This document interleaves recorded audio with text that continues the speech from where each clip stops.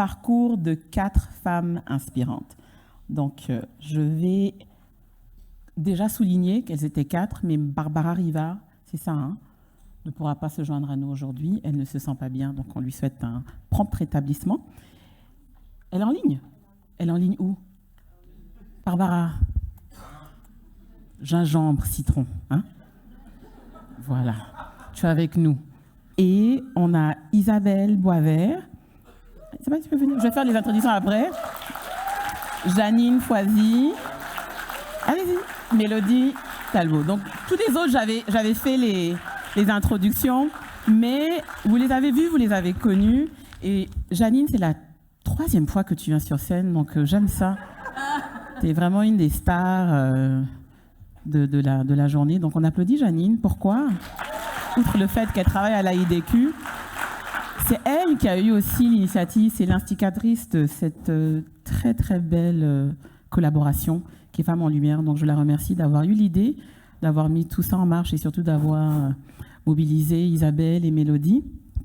Isabelle m'a partagé quelques mots donc, que je voudrais lire verbatim, mais non, je me laissais inspirer par le fait qu'elle a dit qu'elle a souffert de la dépendance pendant plusieurs années et aujourd'hui, sobre, heureuse, très, très engagée à redonner.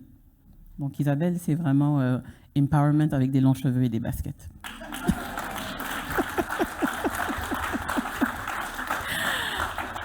Mélodie, ça tu fais partie des gradués de la RQRDA, parce que pour ceux qui étaient là l'année dernière, vous vous rappelez, c'est Mélodie qui avait fait la conférence d'ouverture.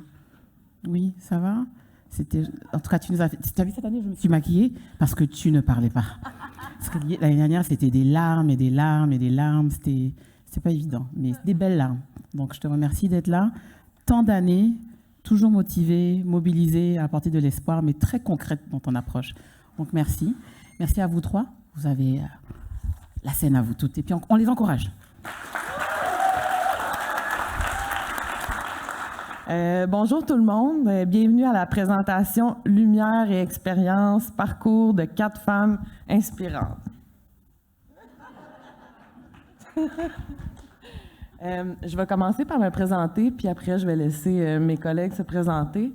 Je m'appelle Mélodie, je suis dans le communautaire, ça fait à peu près 12 ans.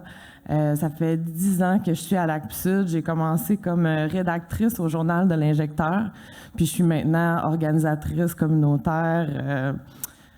Je m'occupe des ateliers en réduction des méfaits, mais aussi sur le deuil. Je fais de la représentation des personnes qui utilisent des drogues dans plusieurs instances. Quand je consommais, j'aurais jamais pensé être devant vous, j'aurais jamais pensé bien aller comme je vais aujourd'hui. Puis je pense que c'était important de mettre ça dans des capsules, donc de faire ça ensemble. C'était super important. Puis c'est pour moi une chance vraiment d'avoir plusieurs opportunités de partager mon savoir pour que les personnes avec un savoir expérientiel soient au cœur des décisions qui les concernent et au cœur des projets qui les concernent aussi. Donc, voilà.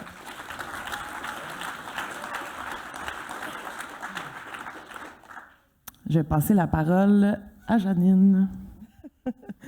Salut tout le monde. Je travaille actuellement à l'AIDQ sur le projet Valorisation du savoir expérientiel.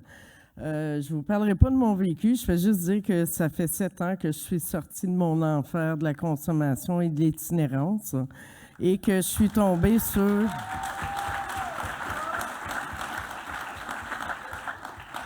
on dit qu'on fait des meilleurs choix pour soi. Oui, c'est vrai, mais je suis tombée sur les bonnes personnes. Donc, merci à ces personnes-là.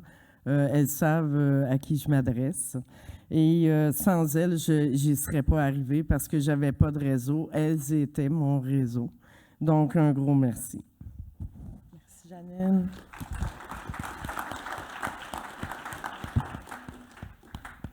Donc, bonjour tout le monde. Je m'appelle Isabelle Boisvert. Je suis très fébrile aujourd'hui, je vais le nommer. L'année passée, justement, c'était Mélodie qui était à l'avant, qui se dévoilait devant tout le monde. Puis j'étais assise dans la salle, puis je me disais, « Hey, ça, c'est cool. Un jour. » Puis là, je suis là, fait que je suis un peu nerveuse. Dans le fond, moi, je suis une personne qui a... j'ai souffert de ma dépendance aux opioïdes puis au crack pendant un bon... j'ai aux dépendances en général pendant 20 ans, mais opioïdes puis crack pendant 15 ans. Puis, tous les troubles qui en découlaient, là, c'est pas... En tout cas, je vais faire attention à ce que je dis, mais moi, j'ai fait du travail du sexe pour consommer. J'ai eu l'hépatite, je me suis ramassée sans domicile fixe. En tout cas, fait que tout un vécu. Puis, je suis aussi une mère monoparentale, donc il y avait tout ça qui en découlait. Fait qu'il y a eu beaucoup de problèmes qui ont été liés à ma conso. Puis, c'est ça. Fait que comme Aïssata disait tout à l'heure, moi, personnellement, j'ai choisi la sobriété là, depuis 4 ans et demi. Fait que c'est ça. Puis maintenant, depuis 2020, je travaille beaucoup en recherche pour les personnes qui s'injectent, dans des projets pour améliorer la qualité des soins dans le réseau de la santé pour eux. Puis là, tantôt, je vais vous en parler un peu plus, mais je partage un peu mon vécu à gauche et à droite pour aider du monde. Puis c'est pour ça que je suis ici aujourd'hui. Fait que c'est ça. Merci.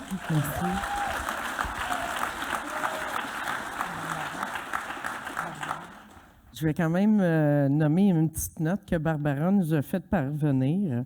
Oui. Elle dit qu'après 25 ans de combat et de guerre contre une dépendance à l'héroïne, elle a trouvé la paix lorsqu'elle a rencontré la communauté de la réduction des méfaits. Après la honte, la culpabilité et l'épuisement de ses combats intérieurs, elle a enfin trouvé auprès de vous amour, soutien et force nécessaires au cessez-le-feu. Allô, Barbara. Donc, je vais vous faire une petite mise en contexte des capsules qu'on a faites. Elle s'appelle « Femmes en lumière, récits de vie et contribution sociale ». Vous pouvez le trouver sur YouTube, d'ailleurs. Ça a été un réel plaisir de travailler avec vous, Isabelle, Janine et Barbara. Un coucou à Barbara. Allô, Barbara. On t'aime. Dans ces capsules, on a tracé notre parcours, puis on a mis de l'avant nos contributions qu'on apportait dans nos milieux, dans les services en dépendance, mais aussi dans la société en général. On a aussi souligné à quel point que de mettre notre savoir expérientiel à profit dans notre travail, ça nous a aidés dans notre cheminement de vie, là, que ce soit dans la gestion de consommation ou dans l'arrêt pour certaines. Janine, comment est-ce que les capsules ont été créées? Pour commencer, on m'a offert l'opportunité à la IDQ. On m'a dit hey, « Qu'est-ce que t'en dirais? » On a eu une rencontre, on était toute la gang réunie. Puis je me suis fait lancer une perche et je l'ai pris. Et j'ai demandé, j'ai invité mes amis à vouloir collaborer et elles aussi ont accepté. Donc, ça part de là, en fait. L'idée est partie de la IDQ, en fait, mais on se rassemblait entre nous pour créer. On s'est questionné qu'est-ce qu'on voulait parler, les questions, on les a choisies entre nous. Donc, ça a été consultatif, mais c'était entre nous. Donc, c'est ça.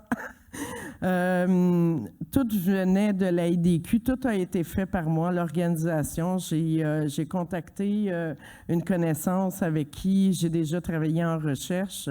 Donc, pour faire l'enregistrement, je me suis dit, ça va rester entre nous. Je connaissais déjà cette personne. En fait, ça a donné, je suis fière, même si c'est pas le gros projet, c'est quelque chose que je suis fière qu'on ait fait entre nous, parce que c'est parti de nous, ça a été fait par nous, ça a été fait pour tout le monde, déstigmatiser, montrer que c'est possible de s'en sortir, premièrement, mais c'est aussi possible d'utiliser notre savoir qui était dans le négatif, puis de mettre ça virer ça au positif, puis de l'utiliser pour le bien des autres. Fait que c'est ce qu'on a communiqué dans ces capsules-là. Je voulais vous dire qu'est-ce que ça m'avait donné de travailler maintenant travailler avec mon savoir expérientiel.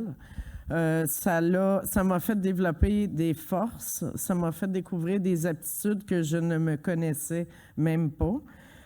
Ça m'a responsabilisé, évidemment. Je veux dire, j'ai pas tout de suite, on m'a donné ce projet-là, puis je suis partie à ces chapeaux de roue, non. En 7 ans, j'ai travaillé pour un organisme comme père. Après, j'ai upgradé, j'ai été père en recherche. Donc, ça s'est fait graduellement. Je me suis pas découverte du jour au lendemain, je vais partir le projet. J'ai appris à mettre mes limites aussi, travailler dans le milieu communautaire. Hein. Si on n'apprend pas à mettre nos limites, souvent on va s'user, puis c'est ça. J'ai appris à les mettre cette année spécialement. Puis c'est un travail de chaque jour. Hein, oui. Les filles? Ça m'a permis de mieux me connaître parce que, bien évidemment, quelqu'un qui a consommé toute sa vie, je ne me connaissais pas. Quand j'ai arrêté de consommer à l'âge de 47 ans, j'en ai 53. Je connaissais même pas ma couleur favorite. Hein. Je savais pas quel style de gens j'aimais. Donc, de prendre ces 7 années-là pour apprendre à me connaître, maintenant, je peux dire que je me connais bien. Je suis pas sûre de ce que je veux, mais je sais crissement ce que je veux plus. C'est bon.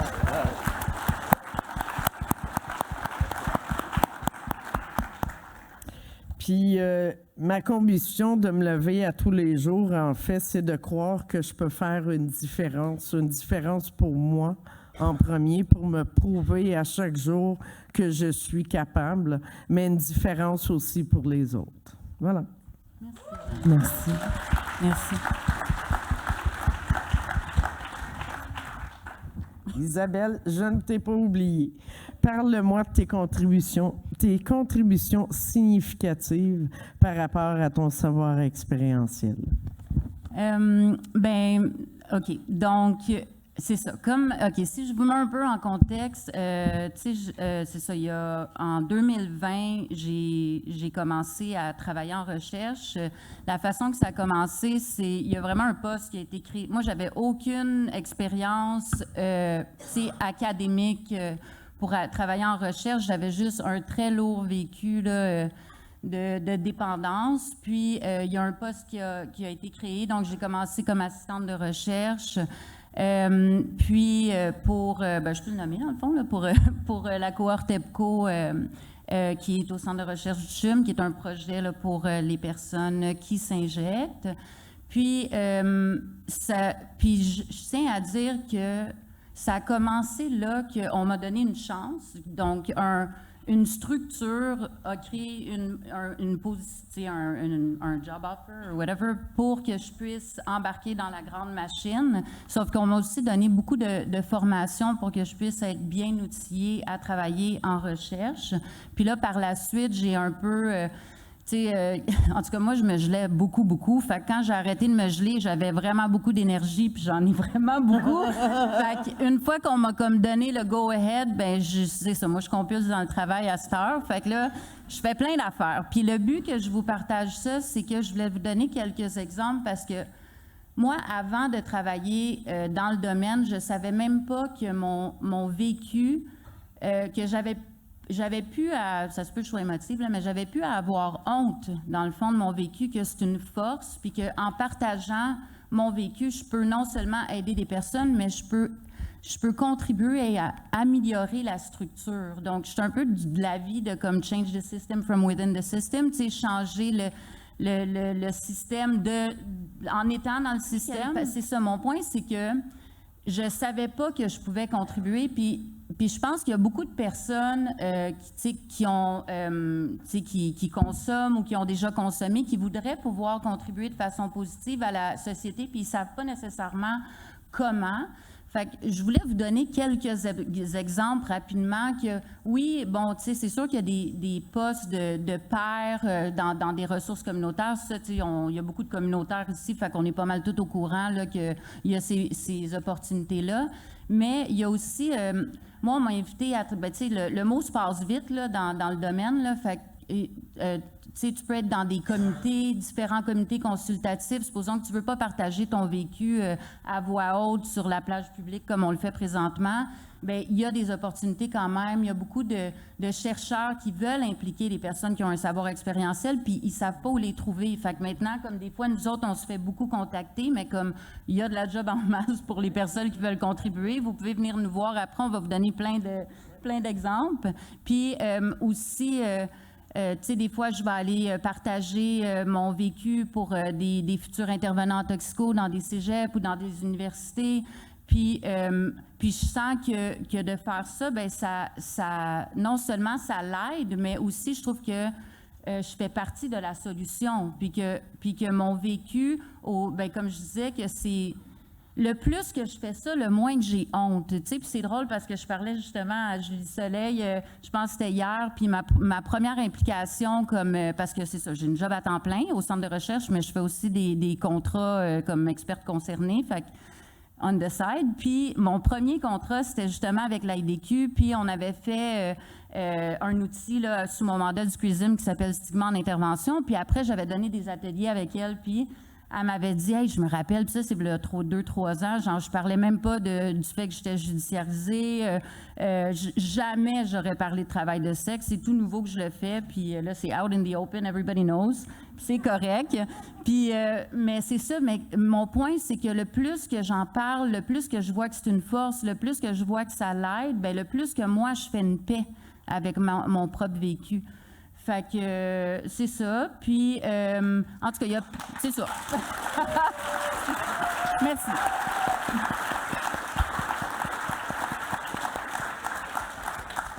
Toi, Mélodie, ben, tu peux-tu me parler de l'importance en tant que femme, de la réalité des femmes en dépendance, puis aussi de l'importance en tant que femme de partager son savoir expérientiel, puis ce que ça t'a aussi apporté, bon, de faire partie de cette initiative-ci, puis d'animer les capsules Femmes en Lumière. Ben, tu sais, je pense que c'est toujours flatteur quand les gens viennent vers toi, puis ils veulent ton expérience ou sinon, en tout cas, que j'anime, là, j'étais vraiment contente. Puis, tu sais, vous travaillez tous sur des projets qui m'intéressent. Donc, travailler avec du monde qui m'inspire, puis travailler avec des femmes aussi, ça m'a toujours amené du positif. Puis, je trouve que ça m'a élevé, ça m'a amené ailleurs. Moi, oui, j'anime des ateliers sur le deuil, mais tu sais, c'est très conversationnel.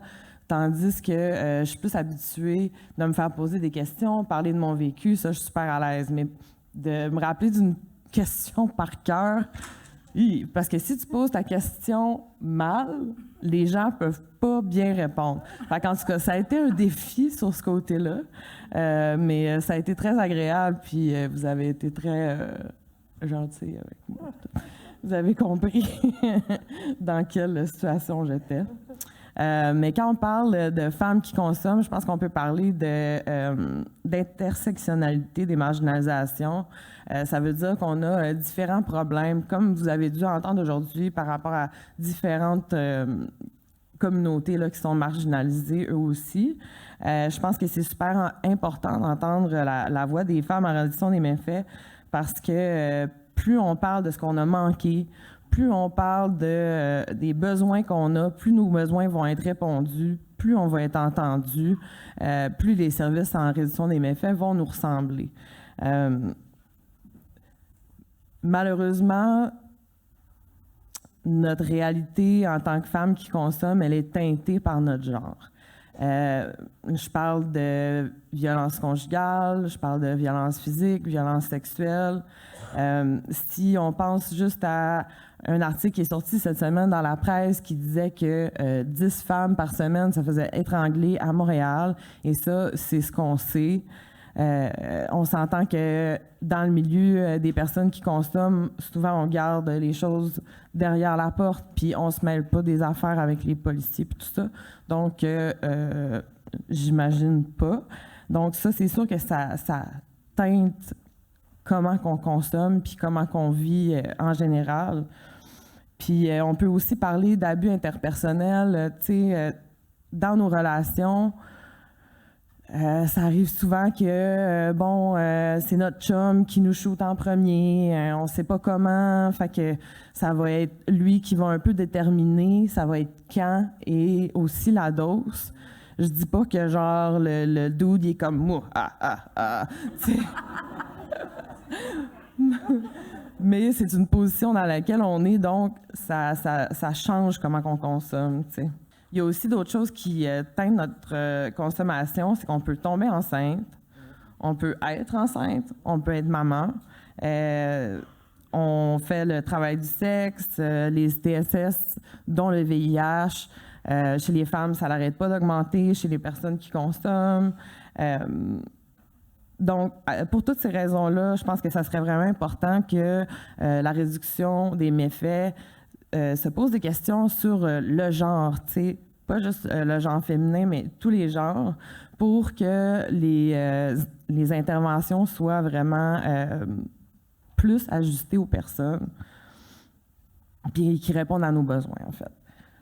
Les femmes, souvent, on est invisibilisées dans la rue. Tu sais, ça ne veut pas dire qu'on est moins dans la rue parce qu'on nous voit moins. Tu sais, souvent, il faut qu'on utilise les hébergements parce que si on est dans la rue, ben on a des chances de se faire violer, on a des chances de se faire abuser. Tu sais, moi, quand j'étais dans la rue, je me rappelle, il y avait un gros monsieur, il vendait. Moi, je dormais genre derrière lui, puis il me protégeait. Puis c'est comme combien de fois que genre il y a eu du monde qui ont été... Tu sais, je me suis fait agresser dans la rue. Physiquement, je me suis fait voler ma dope. Tu sais, je veux dire, quand 10 gars t'entourent, tu sois une fille ou un gars ou non-binaire ou whatever, quand t'as 10 gars qui t'entourent, probablement que ça va pas bien de toutes les façons, là. Mais bon. Mais bon, on est vulnérable. OK. Donc, c'est pourquoi que c'est impératif qu'on parle de la réalité des femmes comme dans nos capsules. Puis en partageant nos réalités, on s'assure d'être entendu. On s'assure que les services pour les personnes qui consomment soient aussi pour nous, puis on s'assure d'être compris. C'est pour toutes ces raisons-là que c'est important d'avoir des femmes avec un vécu expérientiel dans nos ressources et dans les journées comme aujourd'hui, qui prennent parole parce qu'on a des besoins particuliers, puis je pense qu'on a besoin d'être écoutés. Donc, on dit rien sur nous sans nous, bien, rien sur nous sans nous, incluant les femmes.